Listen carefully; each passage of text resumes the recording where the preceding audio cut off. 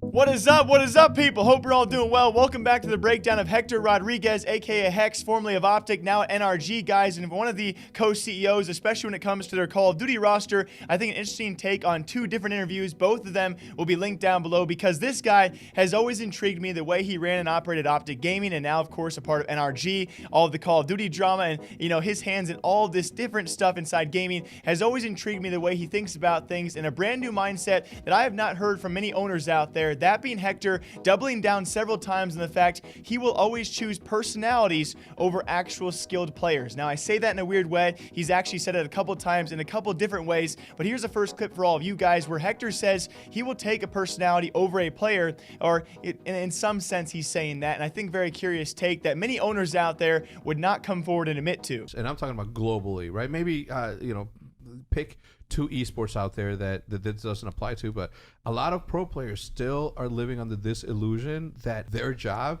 is to win games. Yeah, you know what I'm saying? Like, it's the wildest thing to me. Like, I was listening to Krim on the podcast. Shout out to Nameless.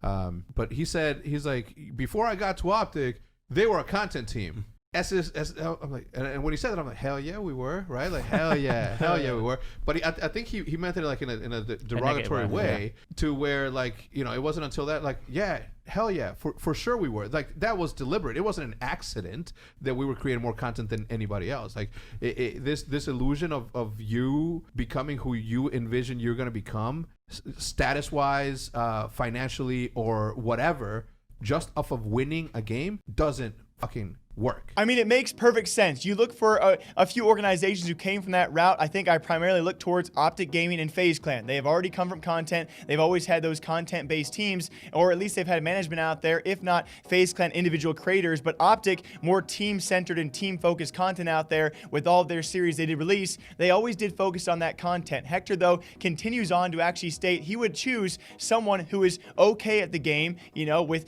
2 million followers, over someone who is great at the game with only a couple followers. He would seriously actually take someone who is okay and fills the role, that has the branding, has the following, over someone who's great at the game with no following, which I thought was a very curious take. If you're talking business, franchises are in the business of selling tickets, jerseys, and experiences. Okay? A championship team with people you don't know is not going to sell tickets, it's not going to sell jerseys, and the experience is not going to be there because nobody bought the tickets. So for me, from a business standpoint, I look at it logically. What has the most eyeballs? What has the most experiential potential for people to enjoy themselves? That's what I look at. So from a business standpoint, you're never going to pick the better player who has 10 followers over the good enough player that has 2 million followers, ever. And lastly, in a third clip as well, I just think it's very funny how all these interviews kind of correspond to each other, touch on some similar topics, and Hector, you know, has his phrases that he says over and over again, which we'll get back to as well. But very lastly, he does clarify one last time, he will always take a personality over a player. Who isn't just about the performance as well. Yeah, that was another thing that was like a massive argument. Some people are picking personalities over pro players. Any day of the week. Yeah. Any day of the week. I'm here to sell tickets, okay? As much as people don't like to hear it, it is a business. It's entertainment, that's what it is. Yeah, and it's entertainment. Of course, from the beginning of time. It will continue to be that. I'm surprised most like influencers haven't been picked up. I don't know why. One of the things that I said, I'm like this. I said, if a tree falls in the middle of the forest and nobody's around to hear you win a championship, did you really win a fucking championship? I like that. No. You did. No one cares. You know, people have to care about you. Absolutely. In order for that to happen. So again, I must clarify, when it comes to owners or upper figures inside esports organizations coming out and saying these kind of things, we do not see them very often. That's why when they are said, I got to cover them here and break them down. Get your guys' opinion on this. What do you think about this, guys?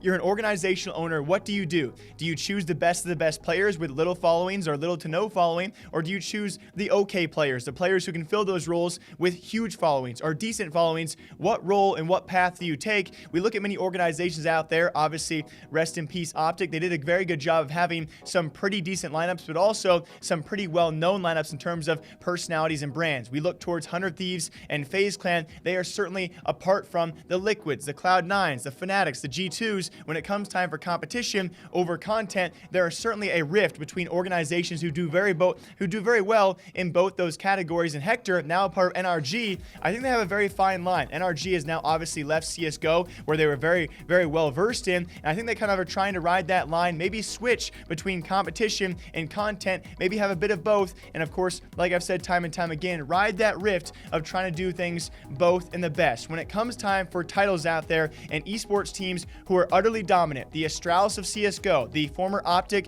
and now NRG lineup for Gears of War, when it comes time for OG and Dota, who somehow can win back-to-back internationals but not really any circuit events, when it comes time for being especially dominant in competitions and only winning titles, only a few select teams out there can do it and do it successfully. I think Hector makes a great point, in my opinion, of you have to really, yes, you can win titles all you want, but you know, if you're in a forest and a tree falls and no one's around to hear you win a championship, did you really win a championship? I think an odd line at that if you really break it down, but I do agree with him to the point there are many teams out there who are much more successful as an average team and a great content team than there are purely really good competitive teams out there that don't have, you know, much of a content side, but they can only win competitions and are still very, very successful. I think it's a very great debatable point out there. So I ask you guys one more time, which would you prefer?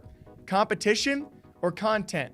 Personality or players? Until next time, I hope you guys all enjoy breaking down esports gaming news here every single day, all day long. Hector Rodriguez, now a part of NRG. We'll see what they choose in the future and how well they do that content.